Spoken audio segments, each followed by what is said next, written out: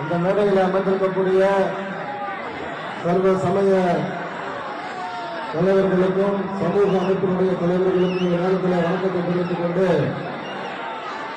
இந்த மாநாட்டில் இந்த மஞ்சள் நிறத்தை பார்க்கிற போது நாங்கள் நடத்துகிற மாநாடு மூலம் எங்களுக்கு தோன்றுகிறது.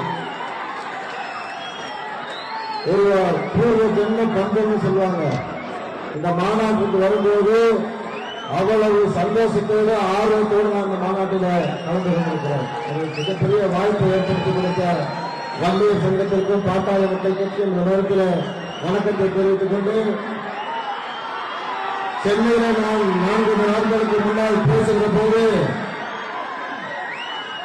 தமிழகம் முழுக்க ஆர்ப்பாட்டம் நடத்திருக்கிறோம். தலைநகர் சென்னையில் நாங்கள் ஆர்ப்பாட்டம் நடத்தவில்லை. முதல் முறையாக பாட்டாளிகளோடு நாங்கள் தலைநகரிலே ஆர்ப்பாட்டத்தை துவக்கியிருக்கிறோம், போராட்டத்தை துவக்கியிருக்கிறோம் என்று சொன்னோம்.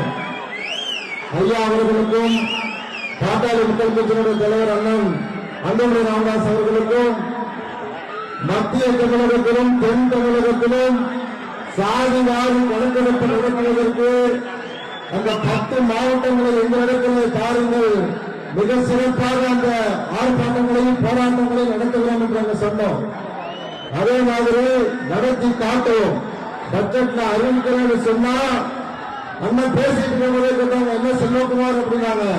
அந்த வார்த்தைக்கு நிச்சயமா மத்திய தமிழகத்திலும் தென் தமிழகத்திலும் மிக பெரும் கூட்டத்தை கூட்டி சாதி வாரி கணக்கெடுப்பு நடத்த தமிழக அரசை நிர்பந்தப்படுத்தி சாதி வாரி கணக்கெடுப்பை நடத்த வைப்போம் என்பதை இந்த மாநாட்டை கூறிக்கொண்டு, அதே மாதிரி நாங்கள் நடத்துகிற ஆர்ப்பாட்டம் போராட்டத்தில் பாட்டாளி மக்கள் கட்சியும் வன்னியர் சங்கமும் எங்களோடு கைகோர்த்து தமிழகத்தினுடைய அனைத்து பகுதிகளில் வைக்க வேண்டும் என்ற நேரத்திலே கூறி எங்களுக்கு இந்த மாநாட்டிலே வாய்ப்பு கொடுத்த அண்ணன் அவர்களுக்கும் ஐயா அவர்களுக்கும் வன்னியர் சங்கத்தினுடைய தலைவர் அவர்களுக்கும் வைத்தியன் அவர்களுக்கும் ஸ்டாலின் அவர்களுக்கும் இந்த நேரத்தில் நன்றி தெரிவித்துக் கொள்கிறேன். நன்றி, வணக்கம்.